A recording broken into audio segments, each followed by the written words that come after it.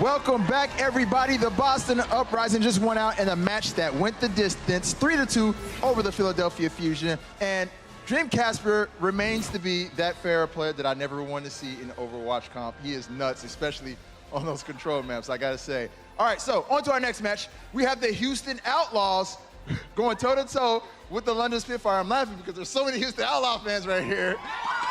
There's so many of them, they're ready. Now, this is actually a very interesting matchup because in terms of the regular season, the Houston Outlaws are 2-0 against the London Spitfire. But the London Spitfire, they had taken out the Houston Outlaws in the Stage 1 playoffs, if you guys remember, and they went on to win that. So this is an interesting matchup. Will the Houston Outlaws make it 3-0 against the London Spitfire? Or will the Spitfire finally take one in the regular season against the Outlaws? Blizzard Arena, make some noise. It is our final match of the night. And to get us into action, I'm gonna send it on over to Puckett and the boys at the desk. Thank you so much, Malik. Yes, we're closing out day 2 here of Stage 3 with a big one, a rivalry that's been brewing all the way back in Stage 1. Welcome, everybody. I'm Puckett. We've got the full crew with us, Sideshow, Reinforced, and our insider, Zoe, joining us once again. Zoe, we just saw a Game 5. Boston walks away. What do you think about the series so far today? That was awesome. I didn't see that coming, but I love a good comeback, let's face it. And that was just great. Do you see another Game 5 coming our way? You know, never know. Never know. I'm keeping it on the low with predictions at this point. Smart move. We haven't been on point so much this week. Let's get into the action, though, with these two teams. We got the London Spitfire, a juggernaut squad that seems to always be in the top 3. And then we have a Houston squad that, in Stage 1, people said, this is the best team from the West to challenge the Big 3. Houston, they had their ups and downs in Stage 2, but now they're coming in with a new meta in Stage 3. But we got to start here with London, because this is the squad that everyone expected to go and challenge for a repeat of the stage titles. They fell in that match to Philadelphia. What happened, guys? Why didn't London end up in that championship match? Honestly, it just seemed like they didn't turn up individually. We were talking about their great teamwork and how good Birdring is, but they just, as a team, didn't really turn up at all, and Philadelphia just had a stand-out performance. So London Spitfire, to me, they just disappointed as a team overall, and I can't really point at anything specific that stood out to me that was the key to losing this game. For me, Jester and Prophet are the two most important pieces of the London Spitfire, and Philadelphia Fusion utterly wiped them away. These are two of the best players in the whole league. Jester probably one of the best tanks, and he just got mulched by the Philadelphia Fusion. And it was one of Prophet's worst games in the entire Overwatch. Yeah. So I think, back to what Johnny's saying, poor individual performances kind of pushed that way by Philadelphia Fusion's focus as well. And what was the impact of that loss to the Fusion for the London Spitfire? Yeah, I got to talk to them earlier this week, and I talked about this heartbreaking loss. And yeah, of course, the players would take that to heart. Right after the game, the coaches actually made an effort and didn't do the team review of the game, which has happened, but they took every single player by itself to have one-on-ones with very personalized feedback. And one of the key messages during this feedback was, don't dwell on it. Forget that this game ever happened, and just look ahead. They wanted them to come into the break with a positive attitude and ensure that they're just going to focus on their practice for Stage 3 and not actually think about the past lost game. A rough finish to Stage 2, but I like that they're just wiping it from their mind, working on one-on-ones with those players. Let's talk about those players today, because they're matching up against the Houston Outlaws, who has given them troubles. What is it about this matchup, and how do you expect this one to play out? Because Houston in the regular season seems to have the upper hand. They do, yeah. And in Stage 1, I think this is because Houston played this great anti-dive style with Jake on the Junkrat. It worked so well for them. And then coming into Stage 2, they played them in the first week, the same as this time, playing them in the first week of a new meta. And London were a bit slow to adapt, and Houston rode that momentum all the way through. Now that Houston are on a downswing, though, I don't know whether they can do the same again. Well, it is a new meta, and it is a bit slower, which I think plays into Houston. And we've seen before that London Spitfire, they are very slow to adapt to new metas. So actually, I think that someone like Jake, I think this meta will be very good for him, and he won't be able to perhaps be so reliant on the Tracer anymore. He can sort of shift to the Junkrat and to the Sombra in a more shot-calling role. We talk about someone from Eska before the Overwatch League who wasn't the best mechanically, but his shot-calling was so good. And so you could work with this kind of player, and I think Jake is in that kind of style. You want to see Sombra from Jake? Yes, I would love to see Jake on Sombra. I think it would fit him very well. I would love to see it today. We'll see how this one plays out. Now, Zoe, we know that it was only Philadelphia and Boston not making moves. Everyone else has made some additions to their lineups coming into Stage 3. What has Houston done to buff up their staff? Well, of course, there's Fact Fiction, someone we already mentioned in stage 2, who is now here also. But we also do have Arhan joining their ranks. However, neither of them will be playing anytime soon because the team told me that they didn't have any practice time with either of those two players. And on top of that, Arhan doesn't speak a word of English, which may or may not complicate things for the Houston Outlaws. Yeah, but he does have a very long tenure with the coach of the Houston Outlaws, Tyrong, who he played for a long time over in the Korean Apex. He knows exactly what he's going to get from that player, and we know pretty much what we're going to get from the roster that they're going to field today, I think, because they don't have these new pieces, and London have got to be scared about the guys that are coming up, especially with a slower pace, potential Junkrat, and Anubis back. This game is going to be hype. Houston's done it twice. Can they make it 3 upsets in a row? Do you guys believe out here in the audience? Got a lot of London fans to say not so much. It's time to get this party started. It's London Spitfire versus the Houston Outlaws. You better believe it! The London Spitfire now answer back. And now Houston's turning it around. Looking for it, point blank, surprise! You don't want to be out here against Gesture. No, bye. Moment of silence, that pisses him off. He's going to get in here and start punching people. Prophet, he's going to be happy about that one. That's the ticket. The number 2 team in the world spouting a 15-5 record. Welcome, the London Spitfire.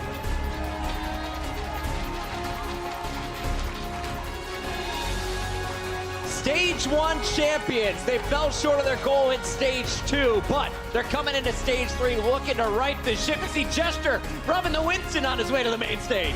That's how you get the luck. That's what he was missing in the stage 2 finals, I think. Yeah, so now they're actually fielding all of these great players we talked about. Usually we see London Spitfire perhaps prefer a bit of a B team, you know, they feel like Kureg, etc. But this is the A squad they're bringing out. So I think this is a London Spitfire that are tired of maybe subpar performances, and now they're gonna start off stage 3 with a bang. And Josh, when you look at this squad, who does Houston need to look out for? Who is the biggest threat on that stage? I think they need to look out for Gesture and Prophet and really try and neutralize them in the same sense as they were neutralized against Philadelphia Fusion. Otherwise, the two pair together so well on the Winston and Tracer, and they are going to decimate the Houston Outlaws. So unless they can get some kind of a Junkrat in the mix to make them have a little bit more pressure or really focus on Gesture, they're going to go wild. I love the new hair color coming in from Bird Ring. Here's a look at the starting 6 for the London Spitfire. It's now time to find out who will they be playing on the other side of the stage. Welcome the starting lineup of the Houston Outlaws.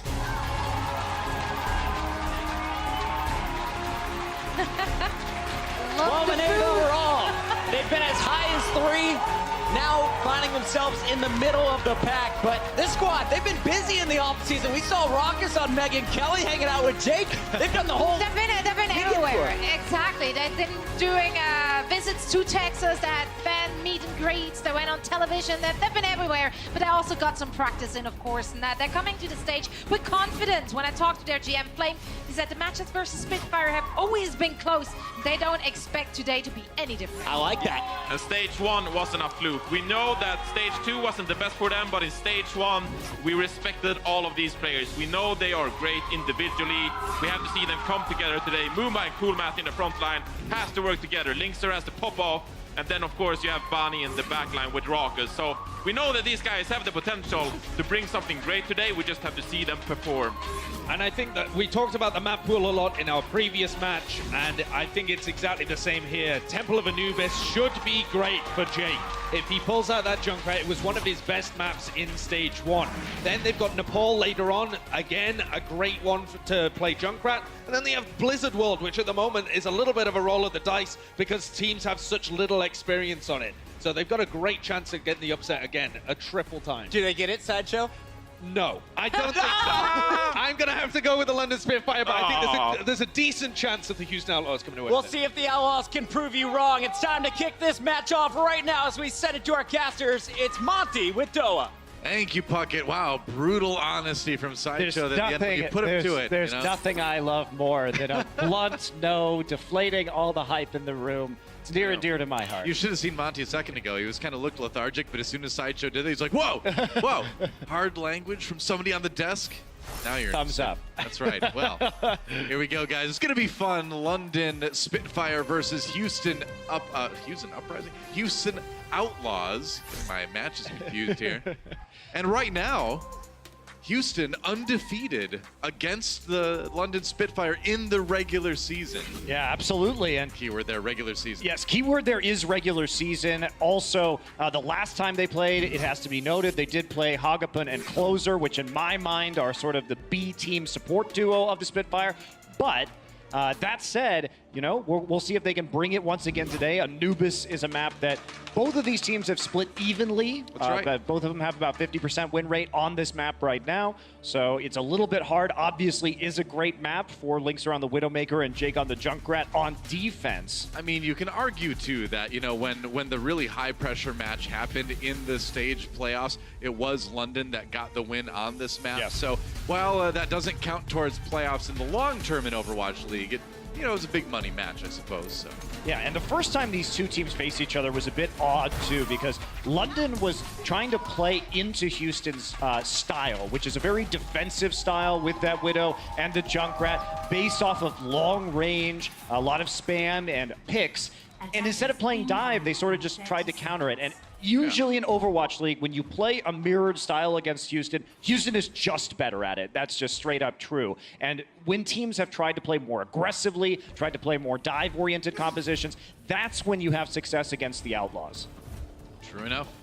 Houston Outlaws on that defense as we get things started on Temple of Anubis. London Spitfire will be on the attack. Looks like going to be starting things off with the Sombra Tracer DPS combo that has become oh so popular.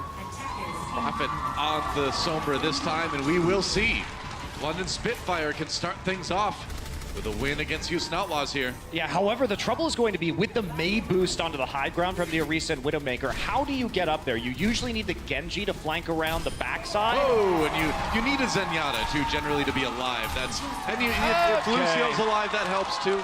Yeah. I mean, Linkser in their last match against Seoul had an absolutely phenomenal performance. He is one of, and certainly you can make a case for him being the best Widowmaker in the Overwatch League. Sure, and if you look at some of his interviews towards the end of stage 2, Linkser, you could clearly, see, was ready to kind of buckle down and practice like crazy for stage number 3. He was not satisfied with where things were at the end of stage 2. And man, it's showing already. Jake getting the kill on Bedosian. It's a tough day to beat Bedosian, apparently. They're going to keep going in on this, and the thing is they don't have a way to get Bedosian back to the rest of the team. No. Linkser can cut him off basically forever at the choke. Good luck getting through that room against Jake, by the way. That is not an easy door to go through against a Junkrat. Yeah, they're underneath that room Bedosian. Currently, and Bedosian, I don't know how he's going to get through there. I don't know, man. No one can hide. Oh, now he especially can't. Linkser has to get back behind the shield. Ooh, that was a close one. London Spitfire diving onto the point right now. They may have freed up enough space for Bedosian to get there. Sneaking around, trying to find Gesture, who is very low health right now. Gesture has to exit, but Linkser picks him off anyway. Houston still looks hard to touch. They do get the DMAC on the cool mat, though. See, the problem with this strategy, Joe, is they can't contest the high ground, and they they need to force Houston onto the point to get the EMP. But doing that is incredibly difficult because Houston can cycle tanks down onto the point and then control the point with overwhelming damage from the Junkrat. I mean, so we really need to see something special here, I think, from the Spitfire. It's going to start there. They know that Birdring is still lurking around the back. I don't know what you do, man. You maybe like sneak in and try to translocate onto the high ground for the EMP. Like, we're getting into the desperate times call for desperate measures category here for London. They've got about 2 minutes left. Riptire rolling through. We know Jake's gonna bounce this off of like every roof in the place. Oh, and gets taken out. Fury eliminating the tire before it does its work. Yeah, but it does do enough work to buy them time, and they're gonna come in with a sound barrier directly onto the point. They're going for it, man. Fury getting ready to throw that self-destruct up in the air possibly. Gets a nice DMAC onto Coolmat. Coolmat opting not to use his self-destruct there, it looks like. Meanwhile, Profit in the back here, Birdring down. So maybe an opportunity for London Spitfire. Oh, trying to keep the Mercy alive right now, but Bonnie can't quite stay up. Now the Supercharger under pressure. Fury just flies back and takes it out, and London Spitfire just decide to become a battering ram and try to take point A that way. And they're still going to try and go onto the Work it point, out. but eventually London's going to take this. Now they got it. Now, you see what happened there. They come in with the sound barrier so they can stay long enough to actually survive the Junkrat damage, but then they have to jump down onto the point itself, and Coolmat gets stalled out when he jumps down, and they focus him immediately. So it is successful, but it took a really long time. I love the swap over to the Reaper right away from Birdring. Coming in a point B. Oh, Nuss gets caught, though, by the Junkrat tire. And that momentum that you're trying to capitalize on by throwing in that Reaper is just kind of derailed. Yeah, it is. They're going to have to take a look at that one again and see if they're going to stick with this Sombra. Can be great for snowballing. So Spitfire has a composition that if they can get onto the point, they are going to be very hard to evict. But if they are still just stalled out attempting to get there and taking chunk damage the whole time, it's going to be a bit of a trick.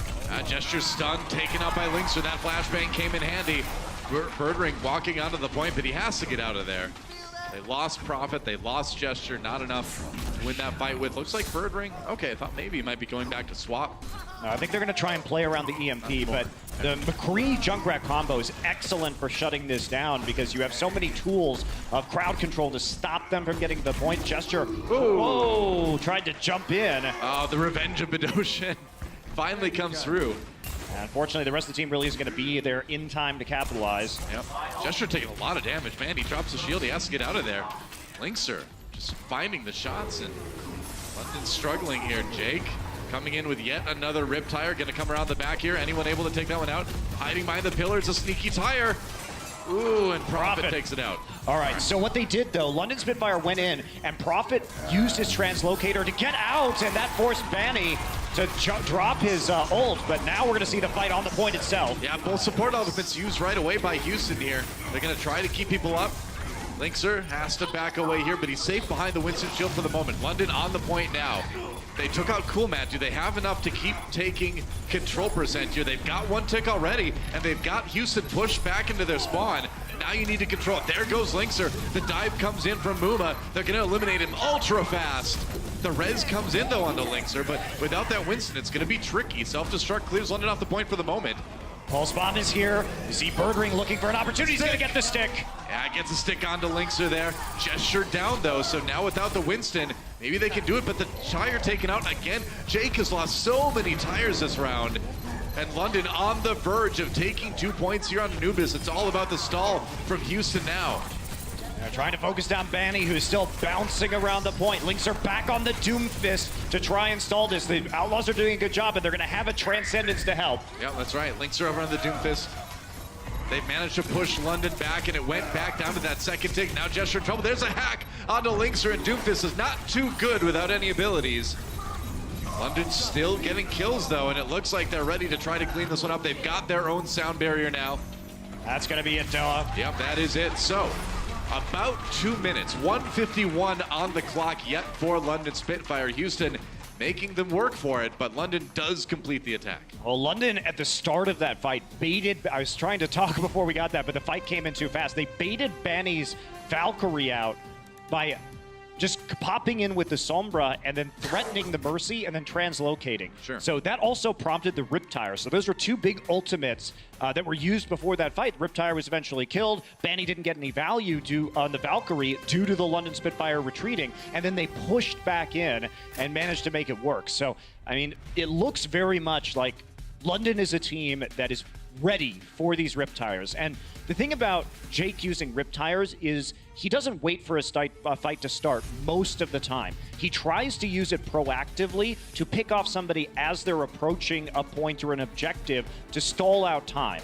So they were ready for it this time. It does make it, if you have it in the back of your mind as a team that it's coming, it makes it easier for you to save some of those movement cooldowns to retreat and then focus on the tire itself. And I think that's a big reason as to why Jake hasn't been getting the big Riptire kills that we're used to seeing him have. London Spitfire playing around his style. Yeah, and they do know too with that Riptire, he has a tendency to sort of walk them up as high as you can and come down from above. So London looking in the right direction too. You don't see really any Junkrats, especially Jake, lose so many Riptires like that. Yeah, and impressive. Yeah, and they're also hiding. You know, Fury is the only one that's really been in sight range of him. He's been having trouble finding people to target that are going to be reliable kills.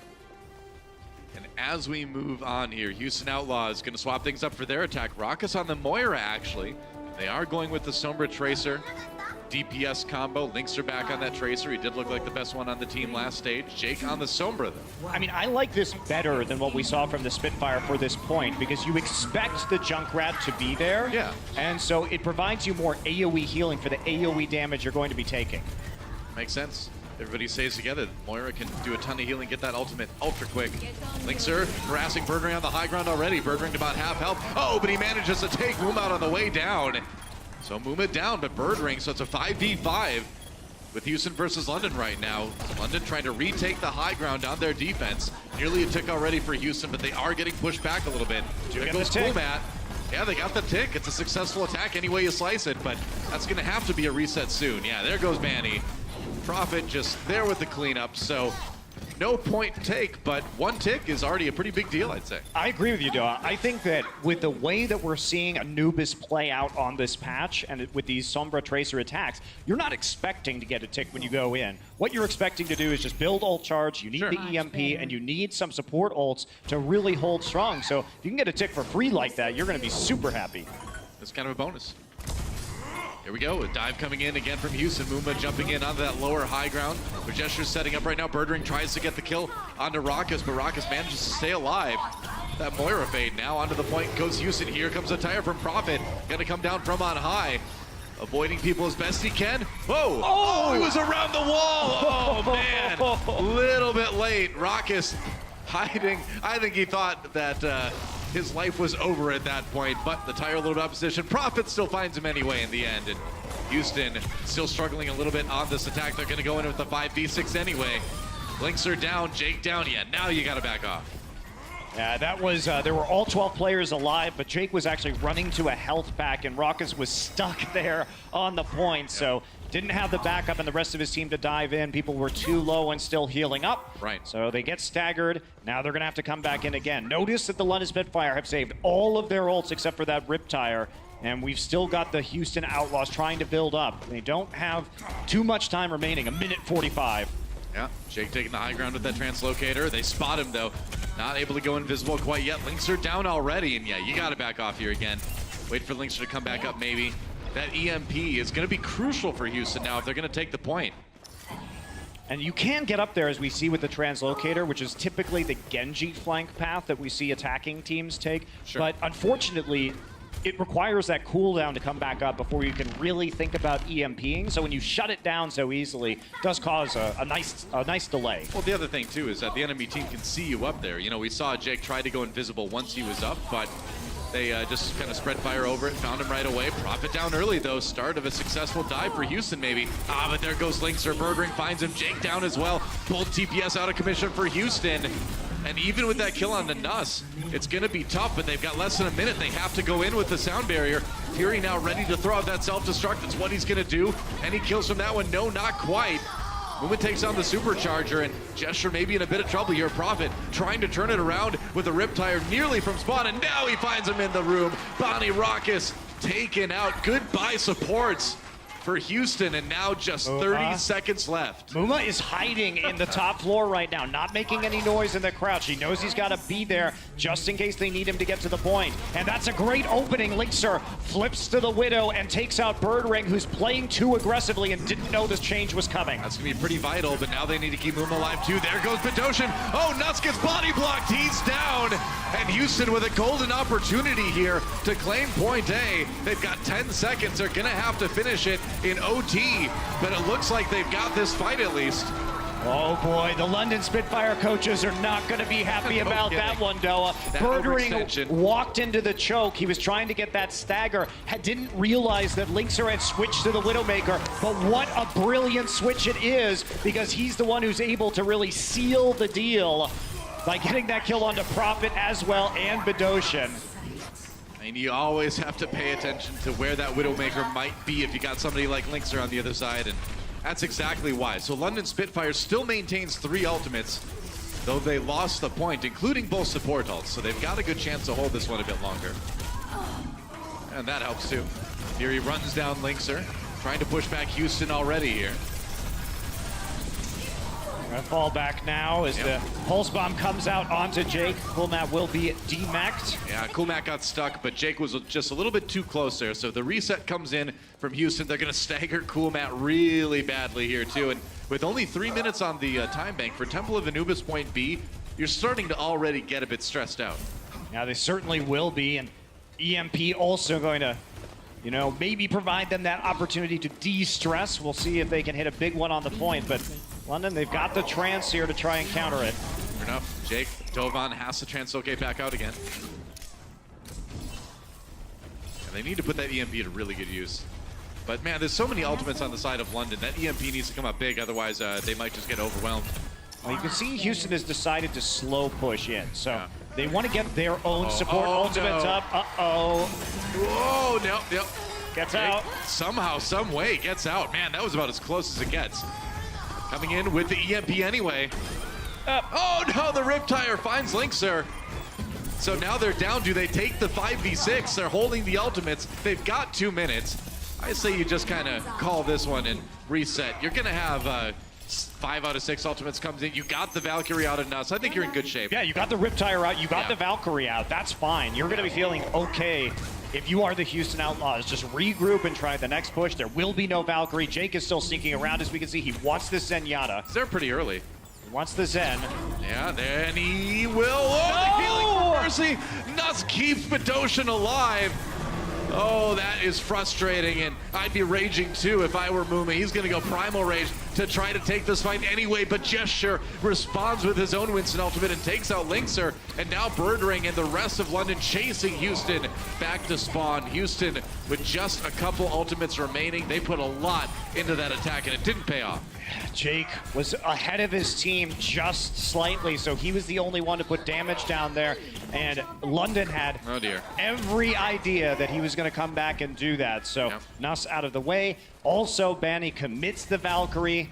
It's going to be tough now with only 1 minute and 10 seconds for the Houston Outlaws to bounce back. I mean, no doubt, Sombra's become a stronger DPS player in general, but if you see the Sombra there, you kind of know what the plan is for the attack, right? So you're going to be watching for that Sombra sneaking in, and on Anubis, you know where she's going to come from. Oh, there's a nice opener. They're killing the Badoshan anyway, though, as they come in. Jake over on the Junkrat, adding a lot of damage now.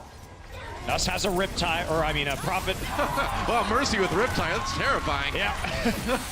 Prophet gets the kill onto Linkser. Nice res onto Prophet, actually, as he comes back after being downed himself. Now the Riptire coming in. Finds Linkser there, so Houston scrambling to try to hold the point. They don't even have a tick yet, and they need to take both points if they want to force it to time bank. And it's only Coolmat and Muma on the point right now. Prophet does trade with Linkser, kill for kill. Jester finishes off Muma for the stagger, and that's a big one as Muma's not going to be able to respawn in time to make it to this point before someone else on his team has to touch. 10 seconds.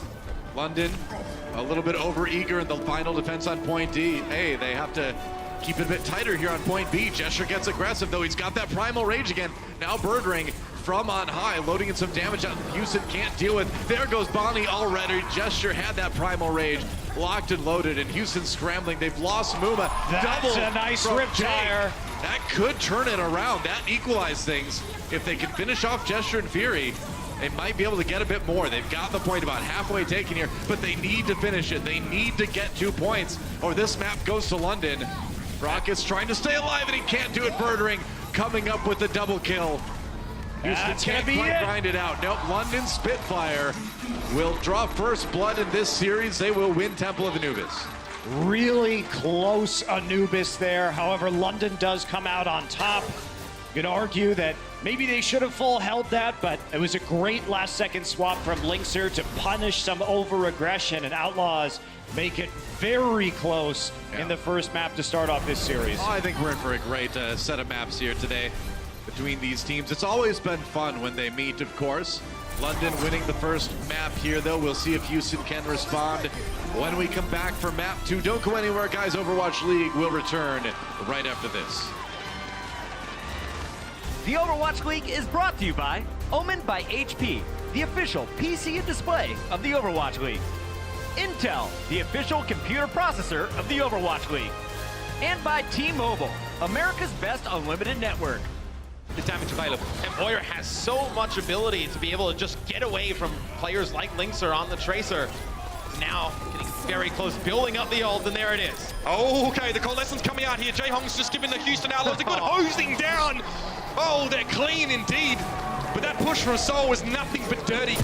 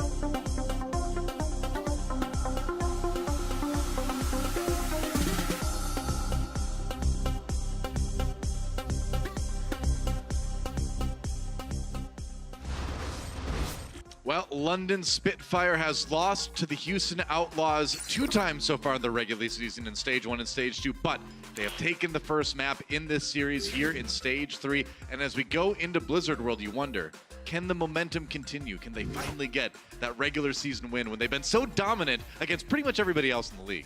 Yeah, we are going to see a substitute Boink coming in for Banny, so typically an indication of course, the Boink sound effects for him, naturally. He gets his own, he's the only player with their own sound effect. That's pretty nice. That's right. He's got that going for him. Also some great Lucio play. What would your sound effect be, Monty? I don't know. I'll get back to you on that one. Oh, come on. I always put you on the spot with these things. Whatever sound makes you the most terrified, Doa. What would that be? The sound that makes me the most terrified. See how I reversed that question? What do you think that sound would be? See, I'm reversing it again. See how that works? Oh, damn it. I don't know. Ha! We could go on all day. Luckily, there's going to be a map of Blizzard World played here before too long. We did have that sub for Houston. Blizzard World's been a fun map to watch today, hasn't it been?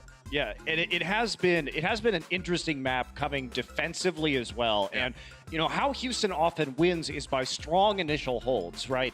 They're a team that struggles sometimes on the attack on these escort or hybrid maps, but they're very good at holding teams short. So this is an opportunity for them on a map that is highly defensively favored to try and play that a little bit more. Also, the London Spitfire, a lot of their players went back to Korea over the break, so I know they're probably not going to be as practiced on this map as some of the other teams in this league. A similar situation to what happened with New York in our first match of the night. Yeah, exactly. That's exactly what New York said, is we haven't practiced the map too much, and it showed. They won the map, but it looked a little bit discombobulated. So For now, let's take a look at Prophet with some EMPs, I guess. It's my favorite EMPs to watch, Noah. There you go. Well, there's one. I mean, forcing them to fight on the point. What do you say? The attack coming in, that's exactly how it's supposed to work. He's going to preen for us a little bit. Hopefully he knows he's on camera this time. You know, sometimes you just gotta keep your neck and everything limber. I appreciate that. I stretch, you know, between games as well. Just in case. You don't want to pull anything. Your downward dog looks amazing, by the way. Thank you. I'm known for that. That's right. I believe you. I believe you are known for your downward dog. There you go. How does this relate to the sound of that conversation exactly? You know, like a cracking sound as I try to stretch these old bones. Just like the old bones of Deckard Cain, who can be found in the third part of Blizzard World. Hey, we got there in the last match. Wild and listening. That's right. They didn't stay there very long, though. Nobody ever listens to Deckard Cain. They never stay very long. Isn't that the problem? Wouldn't like 90% of the problems in Diablo have been solved by just listening to Deckard Cain? I mean, yeah, just don't get involved in the general. It's like, hey, man, that like cathedral's over there. There's like zombies and stuff coming out of it. Just stay away. I don't care about the meteor that's inside there. Just stay away, man. That's bad news. What about the monsters overrunning the countryside? Well, that's their problem. It's time to move. That's right. Time to move. Time to move to Blizzard World. See, some people in fantasy books had the right idea. In The Lord of the Rings, the elves just went to another continent. That's true. Elves were like, bummer. We're out of here, man. Seems like the smart idea. So the Grey Havens. That's what they were called, right? I have no idea. I think that's what it was. You're the nerd here, not me, Noah. I haven't watched Lord of the Rings for a while, though. See, now I tilted every real Lord of the Rings fan out there. We didn't read the books. I did read the books, guys. I just like the movies better. I'm sorry. They are better. They are. Tolkien was not a great writer. I was going to lay that out there. He was great at creating a world. Yeah. Two Towers is like painful to read. And then Frodo and Sam walked for another 60 pages. So here we go. Blizzard World, London Spitfire on the attack. Houston Outlaws setting up on the defense. A little bit forward defense compared to what we've seen earlier today. We'll see what London decides to do as far as their attack route goes. Looks like they might try to go straight up the middle, but that's a really tight choke to go through. Yeah, but there's not a lot of spam there because Jake is going to be playing the Tracer this time, so Spitfire's going to have a chance here. They're going to reevaluate their situation and try and take the flank around the left side instead. That's right. Coming up through the Fargo Deep Mine instead. Take a couple candles on their way. Is that what you do in there? That's right. Footballs don't like it. Houston Outlaws firing up from the high ground. The flight to Duskwood, which of course is quite close to Elwyn Forest, Fargo Deep Mine and all that. Stormwind. I don't know what you're talking about. Anyway, I love this. I love saying things that you have no idea what I'm talking about. That is fun. Meanwhile, Birdring anticipated Jake there, but didn't quite find him. Links around that Widowmaker. Pretty good spot as far as it's going to be tough for London to assault that position anyway. Yeah, they really haven't figured out a way to get over and try and shut down this Widowmaker, and they're not going to while the infraside is up. They have to wait that ability out. Then maybe Prophet can get a flank here, but Jake's going to come and duel him on the side. It is really tricky to approach this point. It's such a long, roundabout way most teams go. Jake dodging back, doesn't want to take the fight anymore. Ooh, Prophet takes a bit of damage, but that health pack should be up pretty soon. And Jake just keeps getting healing from Rockets anyway, so. And it's so difficult to deal with this situation if you're London because Linzer keeps rotating to the point furthest away from you. Look at this. They're going to go all the way up to the high ground, and now Birdring in a little bit of trouble. Rockets finishes him off. Jake ducked just as he knew the flashbang was going to come in. Good response there. The attempted res comes in. Nuss does bring Birdring back up again. Jake has to back off a little bit. Oh, there goes Nuss and Birdring, though. Linkser still has not really been touched here. Well, the wind is out of their sails, though. They haven't been able to attack Linkser on that high ground at all. And they try and make a bold move by popping the Valkyrie and attempting to follow their tanks up onto that high ground. But Linkser is just so elusive. And now Birdring's going to change to the Genji. But that was so much time, over 2 minutes, playing cat and mouse with Linkser. And the mouse is winning. No kidding. They've used up a lot of time, man. It's a Tom and Jerry cat and mouse situation here.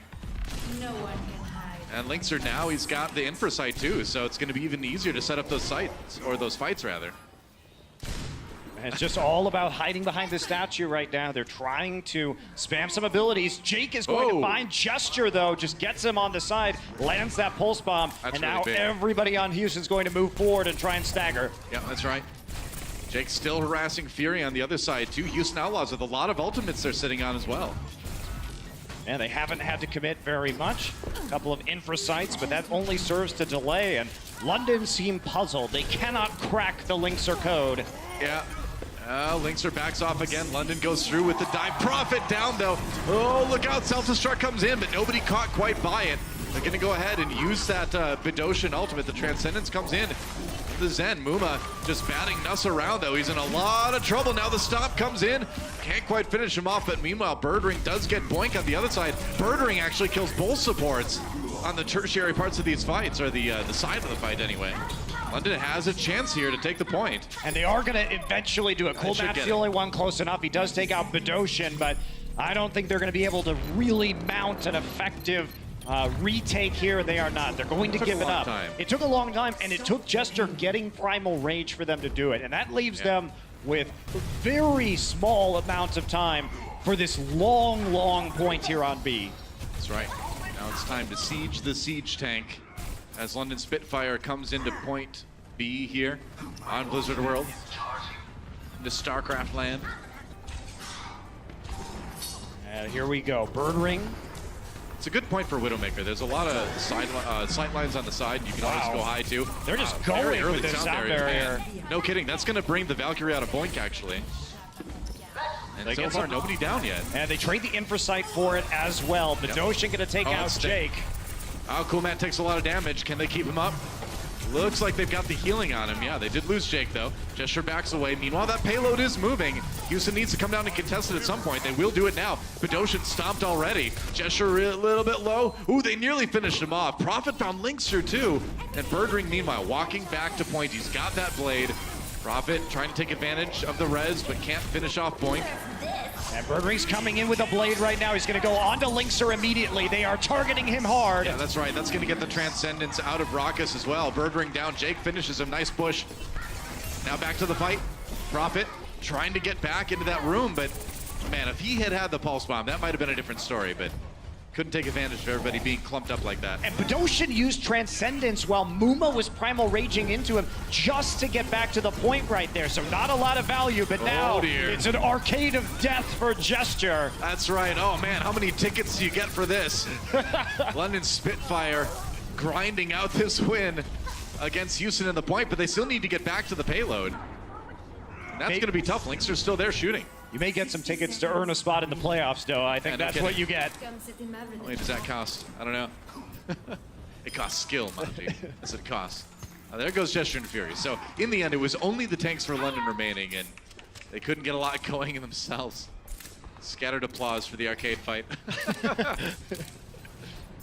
Well, that was a really strange engagement. Muma back up to his old tricks, using the Primal to zone out both of the supports and forcing a strange Transcendence out of Bidoshin, who nearly has it back up right now. Gesture was, in the meantime, handling the rest of the Outlaws and bottling them up in that room. Yep, 20 seconds for London Spitfire. It is now or never. They got some ults coming up. Nuss is going to lead in with that sound barrier. They're going to dive onto Lynxer, but Bidoshin a little bit out. Oh, the Prophet jumps out at the wrong time.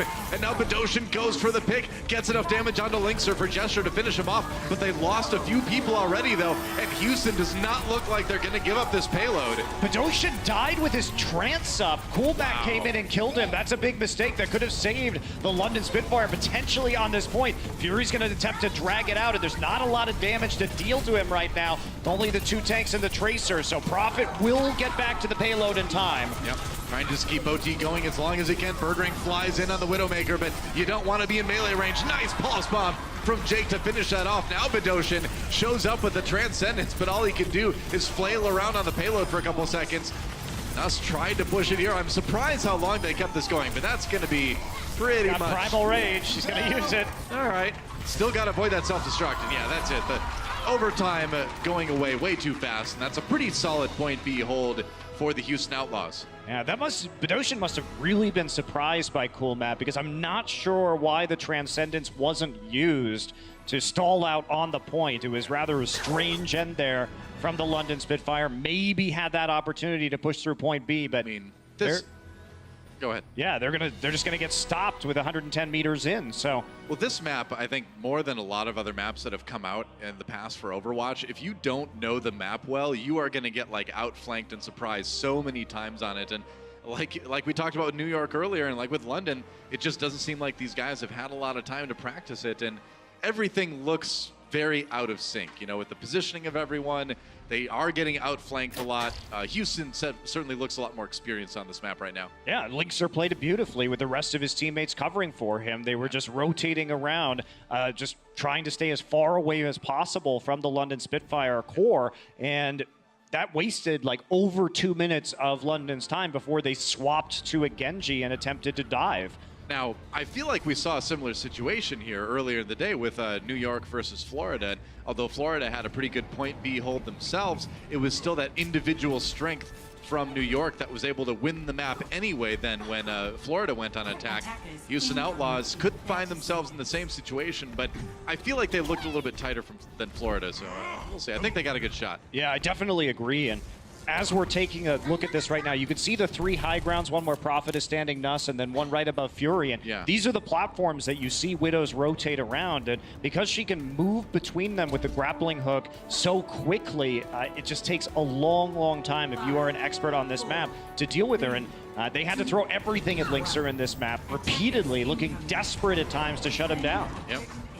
Here we go, Houston Outlaws on the attack. Linkser on the McCree this time. Going to be ready for those flankers. For the Sombra, a lot of damage on a Prophet before he translocates back. Safety. And they are going to be set up here nicely to handle the Tracer and Sombra combination by going out with the McCree. Maybe this is what London expected to run into on defense. I like the Moira too. You just stay as a group. Yeah, I love it. I mean, I think there have been both comps that we've seen Houston run the Moira in, I think have been good ideas. Oh, Badoshan, a lot of damage there, but it's Muma with the finish. Either way, they got the kill. Raucus takes out Nuss, and that's a great start for Houston already. They lost Jake and Raucus, but it's still a man advantage for the Houston Outlaws here. There's a nice res comes in. Too. Yep, that's right. Not enough pressure onto Boink, and they get the res. They're going to take a very quick point A, it looks like maybe. Yeah, just slow and patient, trying to fight. Remember, this point is very small. So once you get onto it with that Moira and you have a flashbang to use. Oh dear, Gesture is going to get so staggered, and that's going to give Houston a chance, if they want to send some forward scouts out and take some control in point B to give themselves a little bit of easy pushing on the payload. Yeah, Gesture back up now. Muma just going to hop up and take a look, give Boink some time to heal him up and work towards some support ultimates. No ults available for London right now. That's right. Houston pushing forward. You can get up on the high ground via these stairs pretty easily as the attacking team. Yeah, now Jake's just going to try and change the Junkrat and bully their way up onto the high ground. Yeah. Oh, London coming back in. There's the EMP. Can they finish off Linkser here? He's getting a lot of healing from the Coalescence, actually, from Raucus, and that's going to keep everybody up. Nuss down, Prophet down as well. Fury on his own on the payload right now. Flashbang comes in. Oh, Primal Rage from Gesture, though. Linkser gets the healing, but he's still in trouble. Gets bounced into the self-destruct from Fury.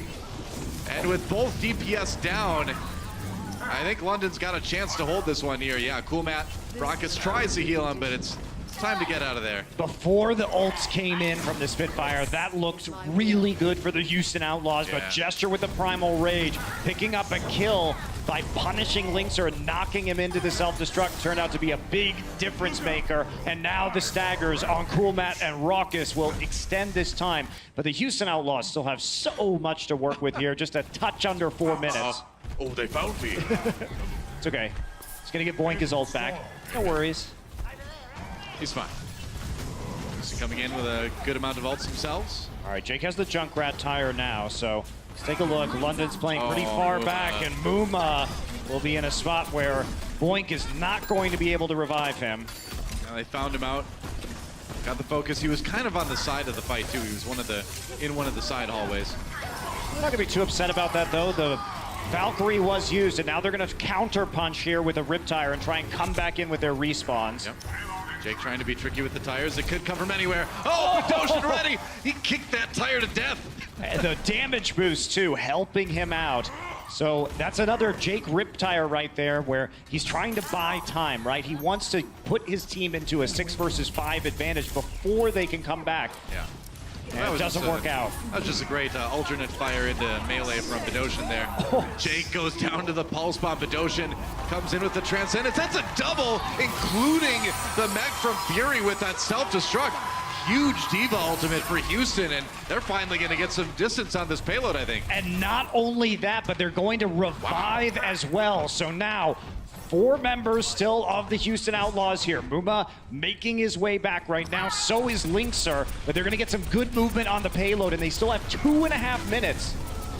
Aggressive dive from Gesture, going to go after Raucus, it looks like, or rather Boink. He's going to live through it, though. Now the pressure on to Fury here as they find him on the high ground. Coolmat backing up, wants to keep that healing going. Prophet on the Sombra, harassing a little bit. They do find Linkser on the side of the fight, though, so Houston down. It's a 5v6 for the moment. It's a stun to Coolmat, he's gonna get demeched. And Houston starting to fall apart a little bit here, but they've nearly got the payload there, and they still have 2 minutes left. Yeah, they do. It's still going to be tough to crack, though. They're resetting a few ultimates right now. Jake and Raucus with their ults coming up. Jake is going to use it immediately. Yep. He wants to get Gesture. Chase the Winston down if he can. No, he's going for the mercy. Oh, got caught in the doorway, and Bedosian racks up another Riptire kill. They're Vandals, man, slashing all the tires. Yeah, that's Muma getting Gesture, though, so it's still going to be a brief moment of power play here for the Houston Outlaws. That pulse bomb not doing work for Linkser. Meanwhile, the EMP comes in for Prophet. Jake is down. Gesture in the middle of the team right now. Oh, Coolmat finds him with the self-destruct somehow. I didn't hear it either, man. I can't blame you. That payload, though, getting close. Murdering taking out Muma there. They're going to try to have to go after Nuss, who's in that Valkyrie right now. But there's so much healing coming in on the London side. Yeah, they used the Valkyrie and the Transcendence to revive Gesture. Payload's moving. Ooh, that was close. Linkser nearly got it there himself, actually. And Nuss and Fury need to come back right now, but it's just Bedosian there. Oh, Birdring! Birdring will fall during the high noon. That's right. Linkser got that stick with the pulse bomb. Just in time, but Saya player couldn't do earlier today, apparently. Houston, though, still all over this payload, but now it's the respawns. They come in so fast on point B. The EMP from Prophet again, gonna force Houston to play a bit more conservatively.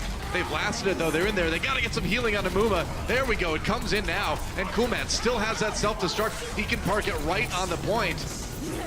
Gonna go ahead and do just that. Transcendence comes in. No kills from the self-destruct. London back on the point again. Prophet. There's a Riptire kill onto the tank. That's what you need to push through. Fury is in mini Diva form. This should be it for Houston. They have got it. Houston Outlaws. It was tough, but they will tie up this series on Blizzard World. And that's just a classic Houston Outlaws game right there. Great defense, a slow, grinding offense into a win, and they finally nab it. So we will head into halftime 1-1. I continue to be impressed, despite the Houston win on that map, with how ready London seems to be for Jake's Riptires today. Oh, yes. I don't think I've ever seen so many Riptires get killed off. Yeah, they're definitely playing around that ultimate specifically, and the style in which it is being played by Jake. Yep. He definitely does have a distinctive way of using that Junkrat ult. People are definitely picking up on it. All tied up going to halftime, guys. We'll see you then. The Overwatch League is brought to you by Omen by HP, the official PC and display of the Overwatch League. Intel, the official computer processor of the Overwatch League. And by T-Mobile, America's best unlimited network.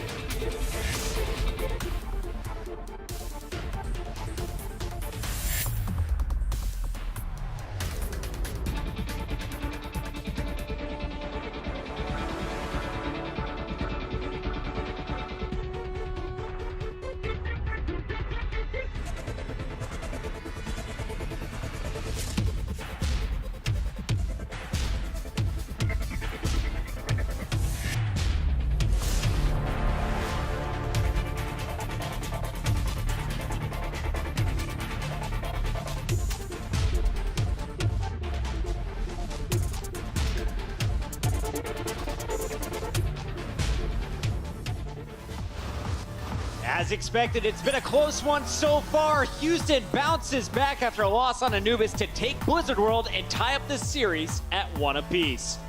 Welcome back, everybody. We are live from Los Angeles, and this is the final match of the day. It's a great series and a good rivalry that we expect to continue here as we see Houston and London trade blows back and forth. Let's start here with Anubis, though, as we have Sideshow and Reinforce to break down the games once again. Anubis comes up. We see Sombra play as expected, but there was a major difference in our Sombra players. Walk us through the numbers. What did we see between Jake and Prophet? Yeah, they both played pretty much the same amount of time, although Jake's time was a little bit more scrappy, I would say, whereas Prophet's team was doing a little bit better. And the major difference is pretty much only in hero damage done. Prophet playing more aggressively, getting a lot of the damage output, helping with the eliminations, charging his EMPs quicker. But Jake was still getting a lot of hacks, but they weren't at great times, I felt. No, it felt like it was just a bit off. Like going into the matchup, I thought of Jake as a potentially very good Sombra player, and I mentioned Because why. he's very intelligent. Yes, of course, but it about the seemed game like well. he just hasn't had enough playtime on the Sombra yet. So I was a bit disappointed by Jake's Sombra gameplay thus far, but I know he has the potential to be a great Sombra player. So maybe moving forwards in this stage. Well, one hero we know he's always going to crush on is the Junkrat. Yeah. And when you're watching Houston today, it looks best when they're running this Junkrat. Let's take a look at some of the highlights from Jake because he had some big plays.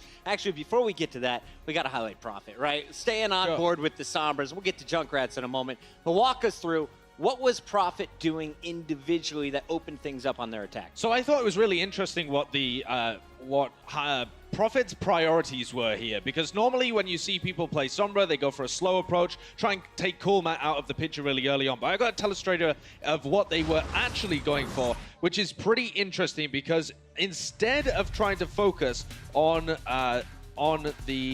Cool Matt, who was normally stood in this kind of position on a forward position, instead they are going really deep onto Raucus at the back. So here's Raucus, he's just about to get his Transcendence up, obviously a great target for this, but they have used the sound barrier here on the whole of the London Spitfire, and they have just dived forward straight across the point. So they've grouped up here and they're going straight towards the back line, right towards Raucus, but Prophet couldn't really find him. So they've used this sound barrier and they've gone straight into the fight. But Prophet's saving his EMP, and instead of trying to focus on the tanks who you would expect to be the targets for the Houston Outlaws, instead Prophet takes this big flank around. So you just saw him there. As he was playing around the point, he's taking a really wide flank to catch Raucus, who's hiding up top, and he's going to then use the EMP onto Raucus and take him out the fight, ruin this Transcendence, and that stops them having any kind of recontest. And later on in the game as well, we saw they're still playing this really aggressive style, using the EMP to get onto targets at the back, take out Jake really quickly and Muma. So instead of playing this slow approach, which I thought they would, where they take Coolman out of the picture, the most pivotal player probably for the Houston Outlaws, they're actually still just playing really aggressive kind of dive, but with a Sombra instead. So I have a question for you, Sideshow. We saw that GC Busan, with Prophet on it, in Apex of course, they were really good during Apex Season 4, and Sombra was quite meta back then. Do you think that GC Busan as a team and Prophet then were really good at Sombra? No, they didn't actually play Sombra at the time. They were. But this is quite surprising. Yes, this is brand new. We've never seen Prophet on Sombra before, but we always knew that he was a great tracer, has a really deep hero pool, so it was kind of expected that he might at least try it out, but he seems really good at it. I like it. It kind of reminds me of what we saw with the Fusion with Snillo running that tracer. Meanwhile, you had Carpe moving over to the Sombra. We saw Jake, though, go back to the Junkrat, and this is something that Monty and Doe were pointing out. It all comes down to these rip tires. We've had some great ones, which led to points. London also shutting it down quite a bit, Johnny. 8 tires, only 4 kills and a DMAC. Yeah, and I think Junkrat's ultimate has one of the highest win fight percentage of all the ultimates in the game. It's around like 60-70%. It's nuts. And so when you only get 4 kills on 8 tires and a DMAC, of course, important. It's a half kill. Yeah. And so you're not really getting the most value out of Junkrat, but even despite you're not getting value of the ultimate per se, they still manage to work around it and play around it, right? Because when I picture London Spitfire, a team that wants to maximize, like min-max, the damage the tank does, but then Gesture, he takes a lot of damage from the Junkrat because he sort of wants to deal damage, but he doesn't want to hide, and so he just takes Junkrat spam. And so Gesture had twice the amount of deaths as Muma on Blizzard World, and I think the Junkrat is a large part of that because London Spitfire, they want to get in the face, but then the Junkrat is there to shut him down. Do you want to see more Junkrat in the second half? Yeah, I mean, it's Houston's gameplay, right? It's J-Krat. All right, more Junkrat. That's what we want to see out of Houston. I also want to see more Widowmaker. Let's take a look at what Linkser is doing, the other DPS member of this squad. Looking pretty strong on defense. Yeah, this was pretty much the only thing that was keeping Houston Outlaws in Anubis, to be honest. Apart from Jake on his Junkrat occasionally. But when Linkser is on Widowmaker, he sometimes comes out with great performances. And this play here, this triple kill to open up the point, was pretty much the only thing that the Houston Outlaws could do to be able to capture point A. Nice little headshot there onto Prophet. Immediately follows up with Vadoshin, and then they ran Widowmaker here on Blizzard World. And you were saying this earlier, you want to see Widow on this map. I do, yeah, because yes, the sightlines, there's a lot of roller coasters around the map. It's a little bit difficult to find great sightlines because on the second point, for example, it looks like you got a great sightline, but people can just sneak around all over the place, so it kind of goes against what a Widowmaker would want to do. But if you pair that up with a Junkrat or with a McCree or with somebody else who's trying to peel for you, at that point, I think it works because you bait the other team to play aggressive and then you shut them down. Johnny, I have to ask, why isn't London up 2-0 right now? As we run through the highlights from Blizzard World, why did Houston get the edge? I think they're too greedy. They just can't deal with this passive playstyle coming out of the Houston Outlaws, and they do a few mistakes because they want to do too much at once. If they slow down their game a bit, I think that they can play around the Houston Outlaws in a much better way. But so far, it seems to me that Houston Outlaws are playing their game, and London Spitfire are playing a bit too fast right into them. And so I think this is a pretty even game when it really shouldn't be so far, looking at these two teams going into it. Nepal and Route 66 coming up next. Who has the edge? Well, it has to be London Spitfire, right? Going Spitfire? Yeah, of course. I mean, they are the big favorites in this matchup, and if the Houston Outlaws end up winning, then it's nothing but an upset. Yeah, I would definitely agree, and I think going into Nepal, if they manage to get value out of Jake on Junkrat, that's their route back into this series. You really can't play that on Route 66. They'll be relying on Linkser at that point and Widowmaker to carry them through. The last series went to a Game 5. I know a lot of people here are cheering for another Game 5. Make some noise if you're still with us, Blizzard Arena. We have 2 more games, maybe 3 to go. But for now, guys, that's going to do it for our halftime coverage. Earlier in the week, though, we had a chance to sit down with the Spitfire's Fury, the Diva player, of course, and he explained why even the smallest things can make a huge difference on stage. This is Game Set, sponsored by Omen by HP. Fury has really outperformed the opposition on that Diva. He's staying alive, not taking the damage, and keeping the pressure on. And the first map goes the Spitfire's way.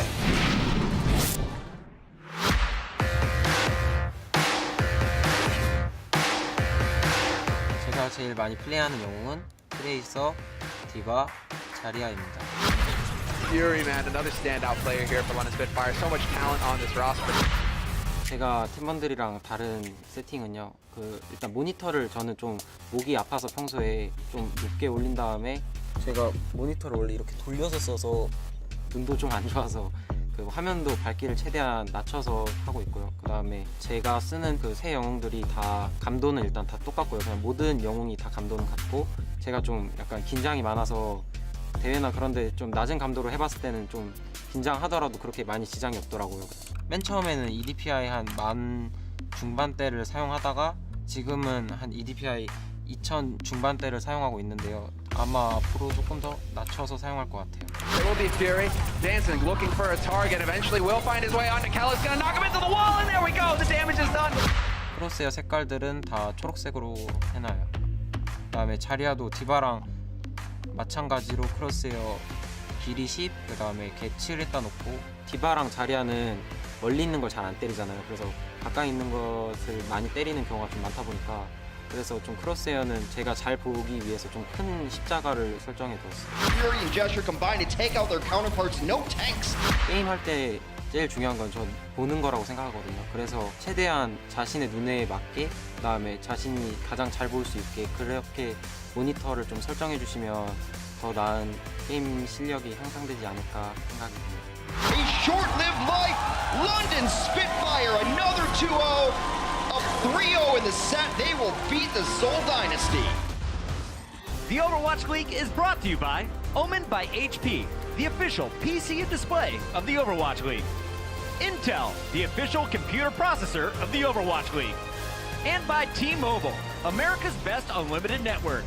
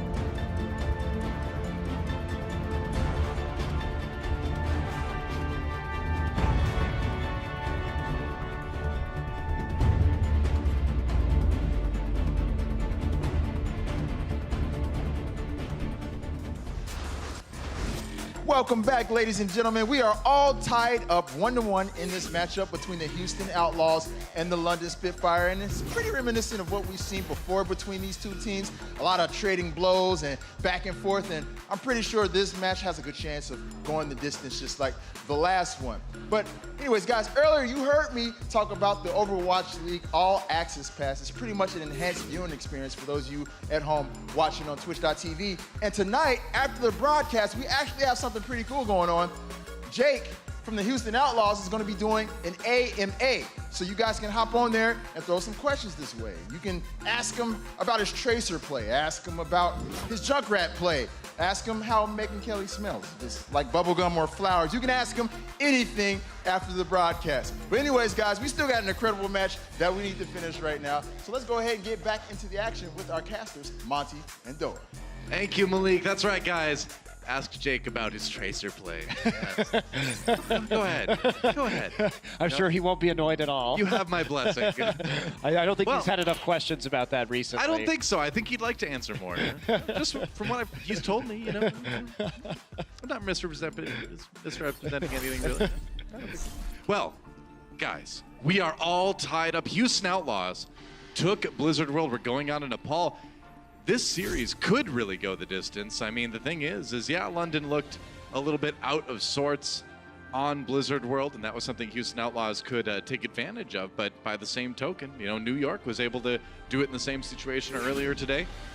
You might expect the same from London, but Houston looking very strong. And the interesting thing to me going forward here as we look at Nepal is, you know, how much are London going to continue to mitigate what Jake's been doing on the Junkrat? Like, I don't think I've ever seen any team shut that down as much as London has. Yeah, we're only likely to see the Junkrat, though, if we do go to Sanctum. They played it the last time that these teams met. It was a Soldier Junkrat combination. Otherwise, it was little Pharah Tracer on Village, little Soldier Tracer on Shrine, which is going to be our first point here on Nepal. But, you know, this is a map that Houston won in their last meeting. And in my mind, Houston really does have to win here if they want to send this series, if they want to take a win, because Route 66 has not been kind to the Outlaws. They're 0-4 on that map, and the Spitfire are 6-1. So that is going to be, I think, a tall ask. The Spitfire, I think their only loss on Route 66 was to Philadelphia Fusion in map 5 of the Stage 2 playoffs. So it's going to be really hard, I think, for the Houston to take Route 66. So they need to set their sights here on Nepal. Sound logic to me, guys. Houston Outlaws with a map. They really kind of need to win if they want to take this series. London Spitfire wants to stop it, wants to take the lead again. We're going to start things out on Shrine in our best of 3 King of the Hill action here on the control map. And that stat there for the Outlaws is actually really representative of Stage 1. They improved their control performance dramatically for Stage 2. That's right. London, 14-14 overall for them on control. It's been here and there. I think a lot of those losses are probably Oasis, though. Maybe. Oh, Linkser pulling back. They've pushed London off. They've got a lot of people down to about half health. Gesture down. Movement finishes that one off. Now Nuss in a lot of trouble here. Linkser grabs the kill, and Houston Outlaws on the verge of taking the point early. London on the run here. Yeah, Jake with a nice hack onto Gesture to punish his forward positioning and collapse on him and take that kill. And now Houston is going to start ticking up this control percentage. You know, one of the interesting things towards the end of Stage 2 is that in an interview, Linkser said that one of the problems he felt Houston has is that nobody really stepped up and took ownership of who needed to play Tracer. And so as we go forward here, well, Pulse Bomb comes in, got eaten though. As we go forward here, if Linkser keeps taking this role and Jake gets good on the Sombra and he just killed Bird Ring, things going well so far. I think that could be a good turnaround. Oh, they couldn't stop the res though. Well, they are going to demech Fury, so this is still going well, especially with the sound barrier. The kills are rolling in for the Houston Outlaws. And still firm control over the point, and Fury feels it. Houston Outlaws looking good. Doshin down, that's a late kill actually. Gonna slow London down even farther. It's already near 50% for Houston Outlaws. Yeah, they've looked dominant so far, but Doshin really not with much ult charge to work with right now. They do have a Valkyrie. Houston, however, is gonna try and punish them as they come in with an EMP. Oh, this is tricky, man. Coming from the right side. He's got a little bit of time left on that translocator. Maybe poke them from that side, then appear on the other from behind. Jake's behind the point right now. Yeah, not quite yet. Oh, Muma down though. Bedoshin managed to finish off a pretty crucial kill for London. They're trying to flip the point right now. Jake coming in without his whole team though. Does he dare EMP or do you save it? That's the question. He's going to translocate back again. London getting more kills. Yeah, I don't know, man. You may want to save it here. And yeah, he's just going to go in, delay a little bit longer, and London will flip the point. That was a very strange defense from the Houston Outlaws. Jake was behind the point when that started, so there was no chance to EMP. And London carved off the tank line and killed them without any support whatsoever. So I think that looked like a miscommunication about when the engage was going down. And London just divided and conquered them, pushing their tanks to the right-hand side. Didn't want to lose Muma that early in that fight, too. Well, Spitfire trying to defend now. Ooh, couple kills coming in. Well, just Fury, rather, and his mech. So now Houston can come in with the 6v5. A lot of else use Jake EMPs. Rockus goes ahead and uses a Coalescence too. Birdring falling back, trying to take big chunks out of Coolmat. There's the Deadeye. He's being kept up by the Transcendence right now. Coolmat doesn't take too much damage from it. Gonna go ahead and use that self-destruct. Birdring looping around the side. Can't stop the remech, it looks like. Meanwhile, Nuss is down. Oh, but Rockus taken out by Gesture in that Primal Rage in response. Birdring trying to stay alive. Coolmat finishes him though. Jake rather does. Right before he goes down. And it's a pretty even fight overall. Yeah, but Houston able to flip it back. Yeah, Fury dying at the start of that fight tilted things in favor of the Houston Outlaws. Not an ideal EMP, but in the 6 versus 5, they jump in and find the opportunity. Now they're going to be fighting here at 99%. Great position for Houston. Yeah, that's right. Fury gets his mech back. Right now, Lynx are down. Bedosian with another big pick. He's come up huge twice. Finishing off Muma there. Oh, that one got eaten as well. Profit not getting anything out of that pulse bomb. That's exactly what Houston wants. Big EMP comes in. Boink though. Oh, first headshot misses, but the second ring true is Birdring. Picks off a big one though. Nuss down. Fury demeched again. So Birdring almost on his own here. He needs to come up huge and he can't quite do it. Rockus roasts a couple people with that Coalescence. And Houston Outlaws looks like they are on the verge of taking the first point here. They nearly have it. Just have to deal with Profit. They do. Round 1 goes to Houston. In a convincing fashion as well. London split up on a lot of those engages, punished by Jake with the hacks on their front line. Houston Outlaws starting out strong here on Nepal, trying to really take this map like they did in their last meeting. And luckily enough for Houston, it will be Sanctum. So another chance for the Junkrat from Jake to come out, and possibly the Widowmaker as well from Lynxer. You'd expect the Junkrat here. And although London has done a pretty stunning job of handling the Riptires, there's still a lot of damage coming in from that Junkrat outside of the ultimate. So I think if you're Jake, you still feel pretty comfortable with this pick. They're gonna do it. Boink with a quick speed boost before he swaps over to Mercy. Will be Roadhog for Fury and Diva for Coolmat. Here we go. Lynx are back on that Widowmaker, and he's had an awesome day on that hero today as well. Yeah, so right now, we see the London Spitfire sitting at the top of the staircase, trying to fish for halt hook combinations. I gotta watch out for Birdring here too. And now it's gonna be a little bit challenging for the Houston Outlaws to actually get onto the point. You can see the halt trying to pull them up above the shield, but not a lot of damage. However, Jake is already flanked around the other side. Bedosian, couple golden opportunities missed by Lynxer, but yeah, the flank from Jake might put some pressure on. That doesn't stop London from taking the point first. And getting some kills to try to secure that one. Yeah, Muma kind of on his own here. Just him and Jake left. They're gonna have to back away. London seeing if they can get a couple staggers here. Yeah, Jake goes down pretty late in that fight. Muma makes it out, but Houston not able to claim the point first. Can be tricky when you're playing against the Orisa Roadhog combination because you can't just move onto the point and start camping in the same way with the Diva. If they get there, it's really difficult to approach without getting hooked or halted. Well, speaking of halt, Fury gets pulled back here as Houston comes in. They get the DMAC on Coolmat though. Lynxer kills Profit. Maybe though with the Riptire from Jake, they can get a couple picks to help them storm the point. Gonna come in and try it at least. Oh, Nuss going low to try to avoid it, but he gets found by the Riptire anyway. Now the Transcendence comes in from London. It's desperation from Bedosian to keep people up. Fury trying to find the shot on the Jake, but he gets bounced out of the way.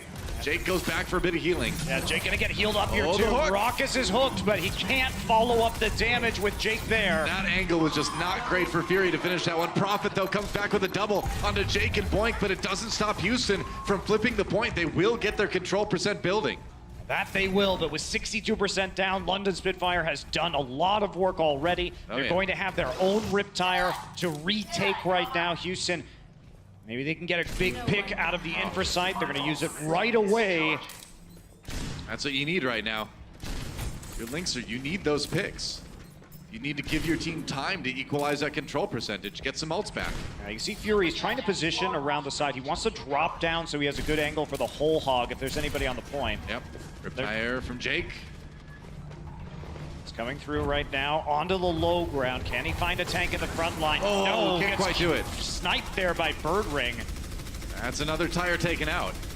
when they hear that ultimate, everybody falls back on London and they get ready. They cover all the possible ways it could come from, and they've been killing nearly every single one. Now Prophet coming back, is Riptire, throw that go. Coolmat finds him during the animation. Meanwhile, the Transcendence comes in from Houston. They're gonna storm the point again. 62% for London so far. Coolmat, does he need to throw in the self-destruct? No, he does not need it. Fury whole hogs, but he's in the corner, can't do anything with it. And that's gonna be a retake for Houston Outlaws. And that's absolutely fantastic for Houston. Look at the ultimates that were used by the London Spitfire. They're going to have to change compositions now because they are one fight away here from defeat. Gesture now onto the Winston. Nas moves over to the Lucio. It is a dive composition for the London Spitfire, but it also resets so many of their ults. They're going to be playing around a single Transcendence here. It'll be very challenging for London to take this point. I mean, if you want to play dive in a desperate situation, Houston probably isn't the team you want to try to play it into. You can see right now they know where it is. That's why Bedosin is actually spamming this doorway. He wants to hit the Riptire, but he's not going to find it this time. Both supports eliminated with that Riptire. And that about does it, man. London comes in with the desperation brawl, but Prophet down already. That's going to seal the deal for Houston. Here on Nepal, they are going to take it with a, well, maybe once they get Gesture here. Close call. That's going to bring a few more people in, but that'll about do it, I think. There we go. A 2-0 victory on Nepal for the Houston Outlaws. Convincing. Really convincing. And even though so many of those Riptires have been shot down, you can see the mind games. Bedosian was ready for it, trying to find it, and it was just a wait for the reload on the Zenyatta that gave the opening for that Riptire to come in and take out the supports. So the mind games are definitely real around these Riptires right now, and the Houston Outlaws take a crucial match if they are going to win here against London. Well, Jake is just so hard to stop with this Junkrat. If he doesn't get you with the Riptire, he gets like double kills with the concussion mine either way. It is a challenge. Well, London fighting for their lives when they come back. Map 4 coming up right after this. Push it open. Baby. Push it open. Medicine dead. I'm the green point. Zed one dead. I'm coming point. Zed one, green one dead. Got him. Monkey's back. Oh, Monkey, I'm killing everything. Watch me. Later. Tracer. It's a Valk. Just a touch. Nice, guys. The Overwatch League is brought to you by Sour Patch Kids. Sour, sweet, gone.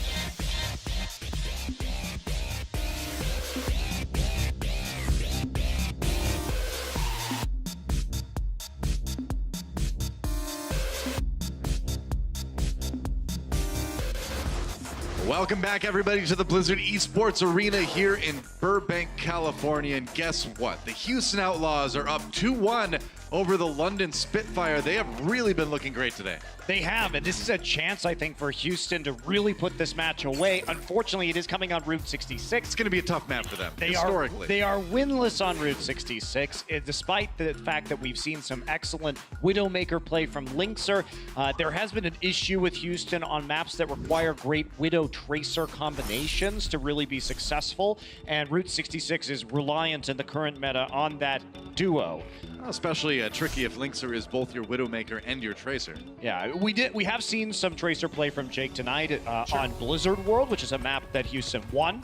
So not out of the question, but I think it is going to be pretty reliant on a Linkser carry here if they are going to take the victory. But there's more good news, Noah. Oh, really? For Houston fans. Not only can they put it away right now, but even if they don't, they go to Oasis, which historically in this Overwatch League has been London's worst map by a large margin. So, you know, we saw they were 14-14, well, I guess now 14-15 on control maps going into it. Like we mentioned, Oasis is a large part of those losses. Yeah, they really were bad on that map in stage one when it was part of the pool. And so Houston may have a chance here to redeem themselves and take another big win. It would be pretty exceptional, I think, for the Houston Outlaws to go up 3-0 in the regular season against the London Spitfire. Right. Indeed. There we go. That was a good one. Houston Outlaws starting things out on the defense like they have been all evening long. London Spitfire on the attack. So you'd have to imagine it's going to be that Birdring versus Linkser Widowmaker showdown. But right now, Linkser on the Tracer. Interesting that they want to go with the Junkrat here. Shows that they're not going to have a lot of faith in that ability to play the Widow and the Tracer simultaneously, which, you know what, I can hardly blame them. Go back to some heroes that they've been historically strong on and successful with this evening. You know, an interesting thing, though, with Jake's Junkrat tonight is that despite London really doing a good job of handling the Riptires, when that Riptire comes out, they fall back and they get very, very defensive. So it's starting to almost cost them more time to try to prepare better for the tire than just to try to, you know, avoid it like you normally would. So I don't know. You wonder if that's something Houston might want to try to exploit too. I mean, I think London has been doing a really good job of dealing with it, and I don't think they're losing time out of it. So I think they can continue to play that way. But we'll see if it costs them that time. Hurts. However, that'll be a res, but that will be a resurrection down now for the Outlaws. That's right. The pressure on already for Houston Outlaws. Linkser trying to come in from the back on the Tracer. Ooh, looking for that shot on the Mercy. Birdring nearly has it. And Boink doing a good job of staying out of sight. Birdring feels a little bit of pressure from Linkser. He's going to back away. Now a lot bit of pressure. It's the heals though, just in time. Pretty much the Birdring show on London right now. Looking for those picks. Boink is doing a good job of staying out of the Widowmaker sight line. Oh, Birdring! And Birdring is actually going to live thanks to some help from Nuss. He was sub 10 HP there. That was about as close as it gets. The payload has been stopped though. Prophet putting a lot of pressure onto the supports down the back line. Rockus and Boink trying to keep each other alive. Oh, but Linkser comes in with a pulse bomb onto Nuss. Boink falls soon after. Neither team with a Mercy around, but London's going to get theirs back quite a bit quicker. And Coolmac going to try and take out Bedosian Rockus! now, but that'll be Prophet winning a duel in the back line, coming back over to the payload right now as Linkser tries to stall this out. Yep. London slowly but surely winning this fight. Looks like they will get a lot of distance on the payload here. And it's going to be hard, I think, for the Houston Outlaws to contest right now. We're going to have to wait for Linkser to come back up, and he's not going to be part, at least, of this first defense that they have towards the end of point A. Houston's moving up there. They might contest this here, but Prophet coming in with the pulse bomb from behind. They're going to go ahead and use Boink's Valkyrie. Houston committing to this. Prophet with a big chance for a big pulse bomb. Comes in. Oh, he gets a stick onto Rockus. That's exactly what London was looking for. They didn't expect the Tracer. The res comes in. Great protection of Boink as he got that res. And now the Transcendence comes out. So Houston pushing London back. Oh, but they lose Linkser. They need more. And losing Muma's not going to help them. There's a D-Mech onto Fury, though. Jake trying to make something happen, but they just had the self-destruct brought out anyway, so a couple ultimates used, but London does take point A. I mean, tons of ultimates used by both sides at that engagement. Houston Outlaws trying to delay it for as long as they could with the use of the Valkyrie and the Primal Rage to buy time for Linkser to arrive. But London cuts off Raucus. Raucus dying first has been an issue recently for the Houston Outlaws. If we take a look at stage 2, Raucus was targeted heavily by a lot of teams. He wasn't necessarily getting the support that he needed to stay alive, and that time he is cut off and pulse bombed by Prophet. That's right. Bird ring. Flanking around the side. Houston trying not to, oh, I was about to say trying not to give him sight lines, but they didn't try hard enough, I guess. Raucus and Boink already down. London dominating on point B. Couple support kills, gonna equal that payload, not stopping anytime soon. And this is the issue with this composition. When you're playing on these long sight lines against the Widowmaker, it's up to the tanks to find the Widow. And if you're sneaky enough, you can push around to a flank like we saw from Bird Ring, pick off the Mercy in the back lines, and there is no recourse for your team at that point in time. Houston has a few ultimates. Looks like they want to try to contest your Bird Ring, still untouchable on the side. Oh, never mind. Did I say untouchable? I'm sorry. That was just a straight up caster curse right there, man. Immediately got touched with a pulse bomb. That's right. It's a hard touch, Noah. He didn't touch him. I guess he just attached a bomb to it. That's all. It's very different. Houston Outlaws winning a big defensive fight. I'm so sorry, London. That was just a pure straight up caster curse. That was actually one of the most immediate caster curses I've ever seen. That was egregious, man. That was whoa. Artosis is somewhere being like, that was an impressive caster curse. He makes teams lose finals, though. No, he's the king. A lot of StarCraft 2 tears from that guy. His curses. Well, London coming back. They've got a good amount of ults to use. They've nearly got 5, in fact. Houston not as much to use. Raucus going to go ahead and use that Transcendence right off the bat. Oh, but Prophet finds Boink immediately. Houston scrambling. Everybody's kind of split up right now. It's a brawl in the back line, but both of Houston's supports have now fallen, so chance here to take over for the London Spitfire. That's right. Houston back on the payload now.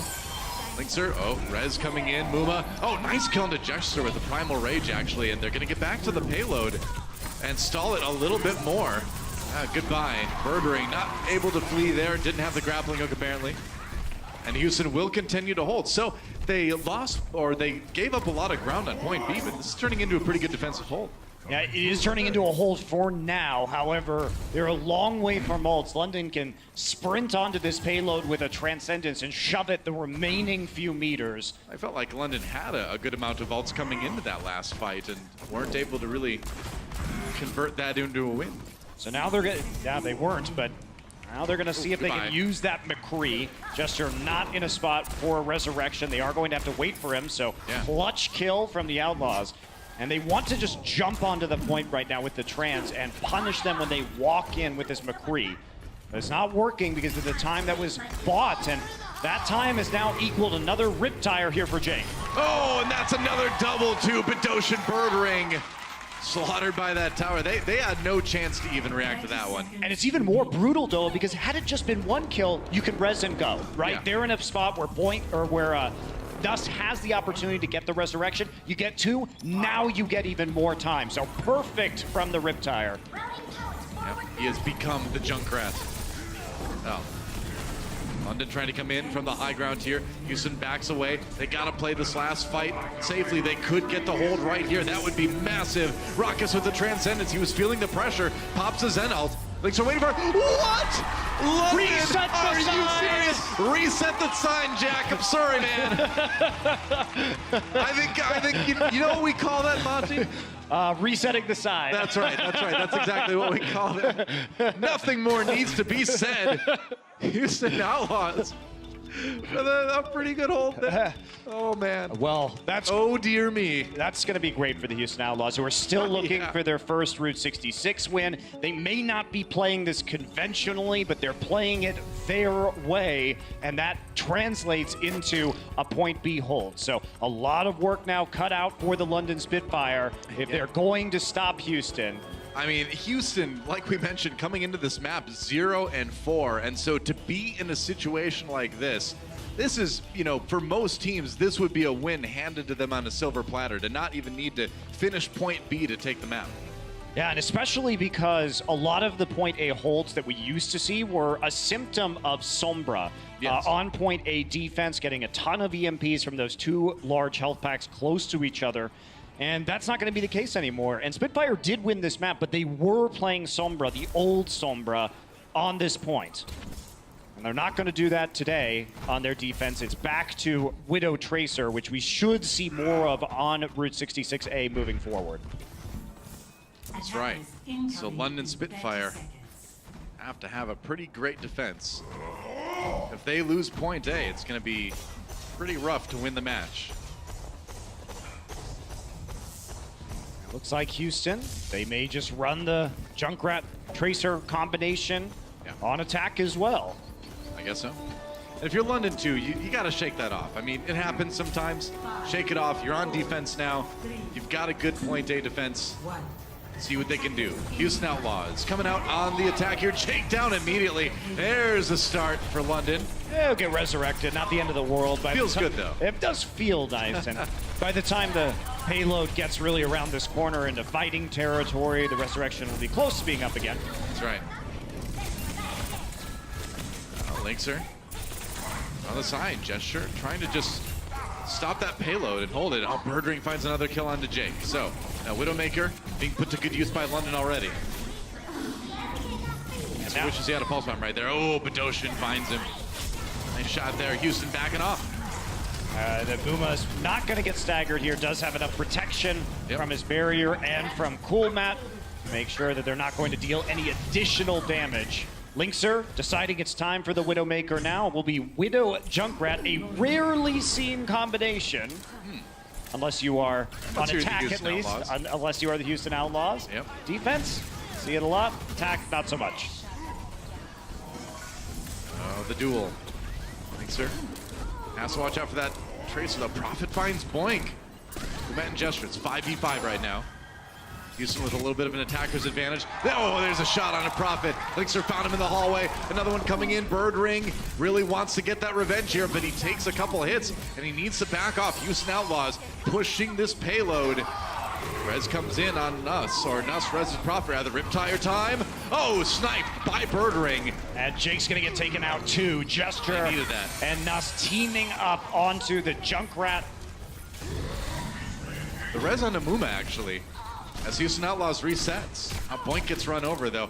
Oh, that's a late kill. Houston Outlaws looking a little bit flustered here, and they only have 2 minutes to finish point A. It looks so promising with the opening from Linkser at the start of that, but with Jake pulling that Riptire, it getting destroyed, and him getting killed at the same time, quickly turning things back around for the Spitfire. I'm going to hide behind this sign. Linkser, known as a top counter sniper here. See if he can pull some magic out for the Outlaws. They really got to get rid of Birdring. Now Valkyrie comes in. Houston committing a lot to this one. They want to take point A right here, right now. Birdring with the good sight lines. London, or Kumat rather. Activating that self-destruct to get the mech back. Oh, the pressure on a Birdring. Trying to get that shot on the Boink. Now he's got to deal with Muma. Back to his team he goes. There's a Transcendence from both sides now. Oh, Fury demeched. An opportunity for Houston here if they can keep this going. Birdring getting low, he gets the heals though, and Boink down Prophet. Found him in the back lines, and there goes Muma. It was so close, but London still holds. And Prophet's still gonna chase. He will fall to Linkser, who grapples out of the way to hit the shot onto him. Have to wait for him to come back right now. It's gonna be an opportunity for the Outlaws to push forward on this one before they have a chance to get their Tracer back. Yep, that's right. Not in a position that they could res. Now Jake coming in from behind. Pulse bomb needs to be massive here. Throws it in. Does he get anything out of it? He gets Badoshin. No stick, but Badoshin too close. And now Nuss so low. Can he finish him? Oh man, it was so close. But Nuss had the Valkyrie ready with that fast self-healing. Oh man, Houston just on the verge of winning these fights, and they just can't complete it. 25 seconds left, and they are going to get staggered so bad. Losing Raucus and Boink a little bit late, and it's going to be tough to turn this into a point they take. And all they've got is a self-destruct, and they're not even remotely close to anything else. Nope. Spitfire's going to be able to stall with a self-destruct, probably a primal rage as well as a transcendence. This is going to have to be heroic from the Outlaws. You know, maybe Boink can get that Valkyrie too. They need to come a big bird ring with the sight lines on the left side. They got to watch out for that Widowmaker. Fury keeping people bottled up in the hallway here. Gesture. He's going to pop that Primal Rage. Oh, he's separating a lot of people on the team right now. Raucus and Boink not with the rest of the Outlaws. Jake down. Raucus jets back in with the Transcendence. They've got the self-destruct too, but all the kills coming in for London. And they may hold it right here. Muma's Primal Rage may not be too effective. Boink keeping him alive with the Valkyrie, but they just don't have any damage to take out any of the members of London. And that may be it right there. Houston Outlaws with not enough to keep that payload moving, and we are tied. Time to get ready for map 5. And this just underscores the Houston Outlaws' issues on this map. Eventually, they felt like they had to go to Widow Tracer after everything else wasn't working. They haven't been able to gel as a team with that composition in a good way yet, and they can't find the opening against the Spitfire, who will full hold them. Basically had to full hold them to win. Yeah, pretty much. You're not going to hold point B at that point if you got stopped that early, so London come in up big when they needed to. We are going to a tiebreaker map on Oasis when we come back. Don't go anywhere. London versus Houston. Who takes it? We'll find out in just a few minutes. The Overwatch League is brought to you by Toyota. Let's go places.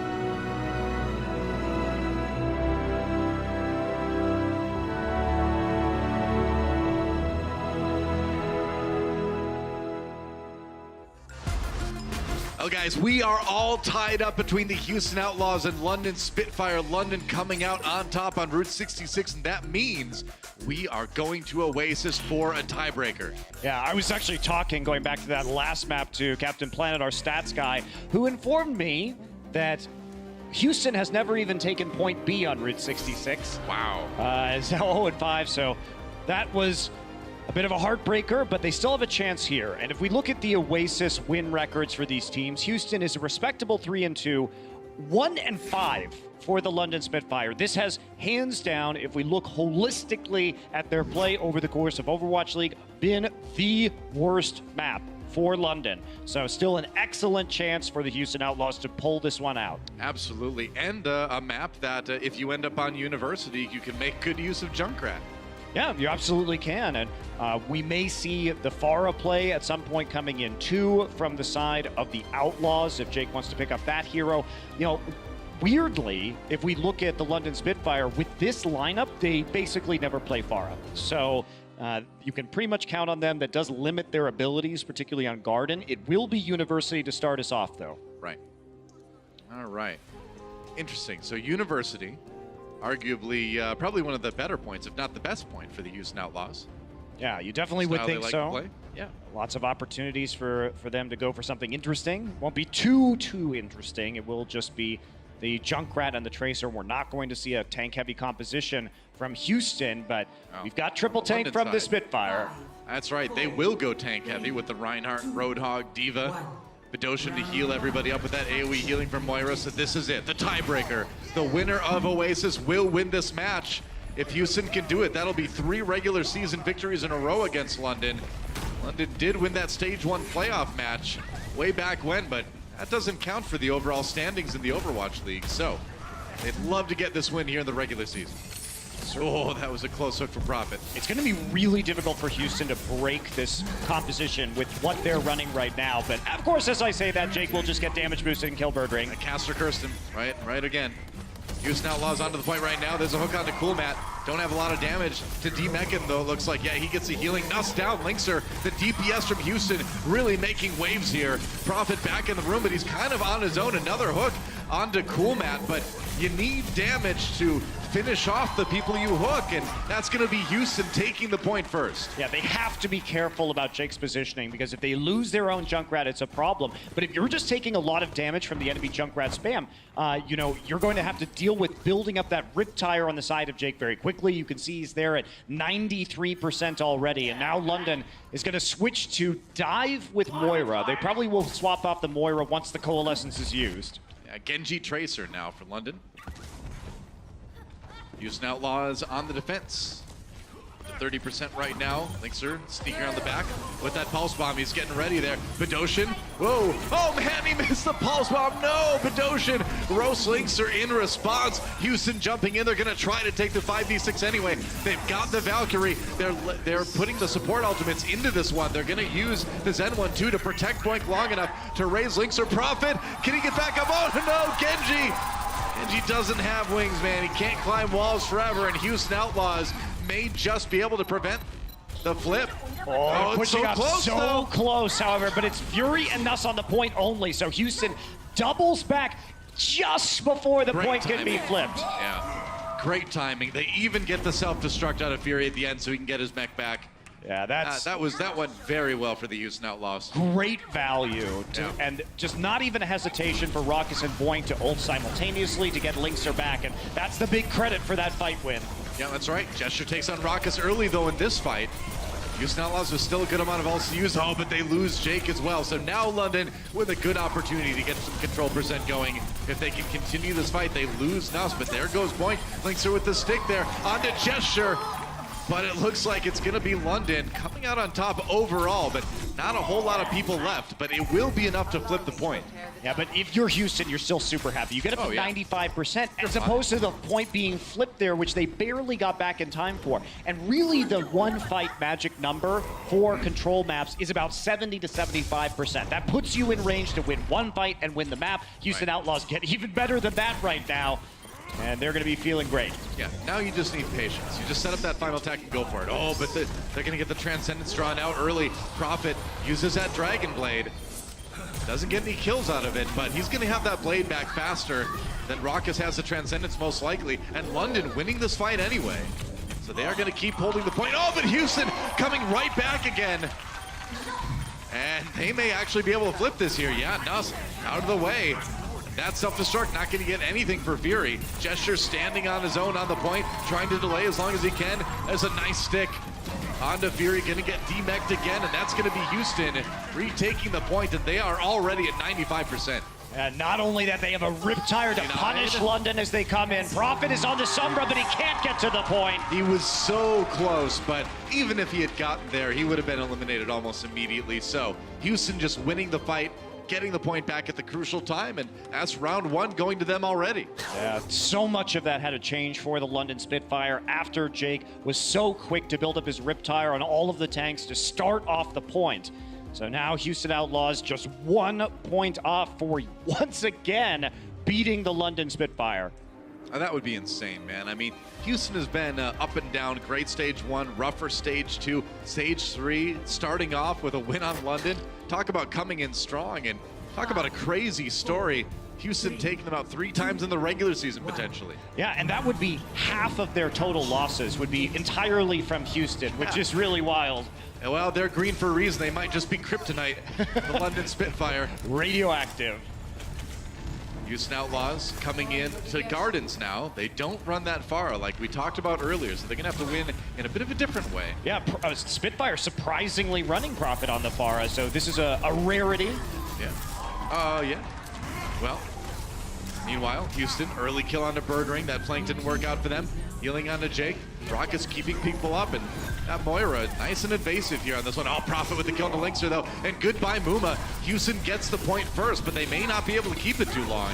Yeah, clearly, Houston was not expecting the Pharah to come out from the side of the London Spitfire. Why would you? And they try and run some short-range DPS with a Moira to control the fight on the ground, and it's going to get them some control percent to start, but they are going to get it flipped on them pretty quick. Yeah, they may need to make some changes here. You got to have something to handle that Pharah. They've got the EMP, though, so maybe they're going to hold on to those for now. It's only Jake right now finally Great falling. It was a really good delay from Houston to get 30% out of that in a fight that they effectively lost almost immediately, but just the staggering onto the point, good enough to draw that percent out. So no changes quite yet, but they are getting pretty close to some ultimates. I think they may just wait and see if they can flip it with that. Yeah, they wanted to at least try the EMP, I think. Yeah.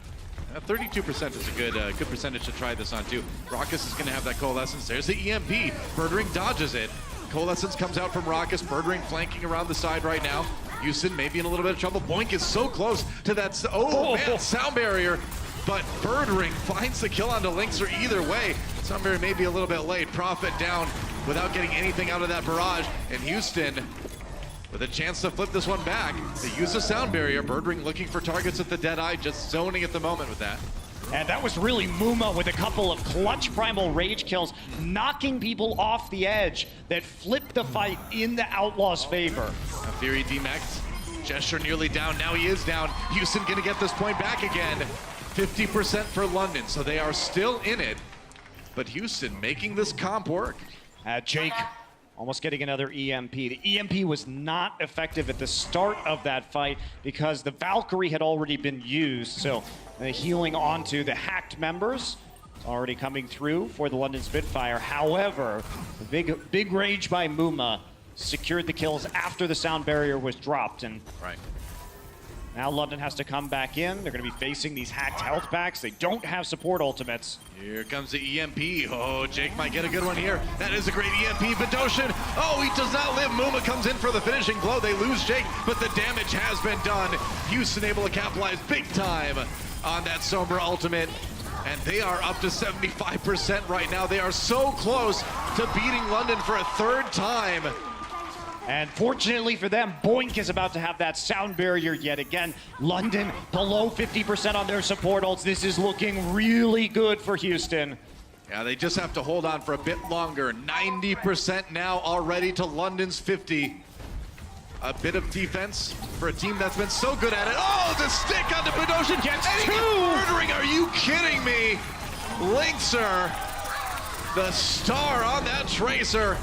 Muma now with the primal rage, a bit of zoning will do it for the Houston Outlaws. All they need to do is hold on for just a bit longer. They lose Jake, but they've won the fight, and they may have just won the war here in this match versus London. That is it. Houston Outlaws take down the London Spitfire for the 3rd time. And now they are fully half of London's losses. Wow. 6 losses, 3 dealt by the Outlaws. Talk about kryptonite. I smell a rivalry here. It's interesting the way things go. You look at how London dominates Seoul, and Houston has been really dealing out the punishment to the London Spitfire. London running their top roster, or so we think this time around. Yeah. But that Oasis, it still plagues this team, and Houston exploits it. That's right. We're both teams kind of hitting their Achilles heel maps, but luckily for Houston, the last one was one they were good. Let's send it over to the desk to have them break down that pretty epic series. Awesome stuff on the mic there, guys. This one went the distance, and Houston walks away as your champions today. And first of all, I want to send this to Sideshow right now. Anything you want to say to the Outlaw fans?